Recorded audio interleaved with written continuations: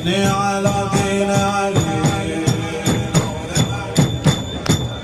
ياد میگی جواب دین علی، نود علی سید جلی، نود علی.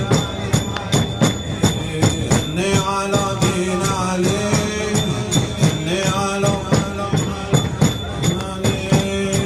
شکوه منزلت دختر از همین پیداست، شکوه منزل دختر از همین پیداست.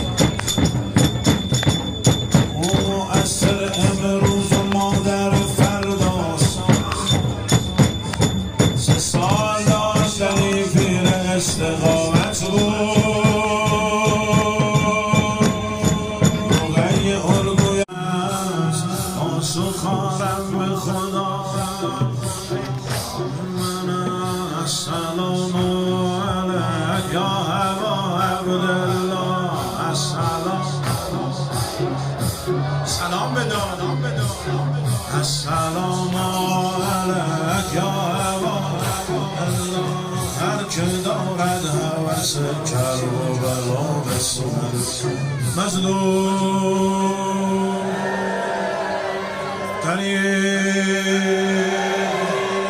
اتشان. إني على دين علي. یاد میگی جواب دین علی، نود علی سید جلی، نود علی. إني على دين علي، إني على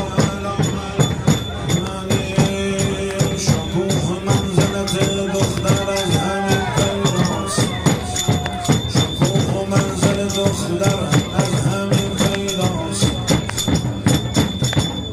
او مؤثر امروز و مادر فرداست. 3 سال داشتنی پیر استقامت بود، روغی الگوی است آسوخارم به خدا. من السلام علیک یا ابا عبدالله، السلام سلام بدار، السلام علیک یا ابا عبدالله. هر که دارد هوس کرب و بلا بسوز مظلوم طریق اتشان.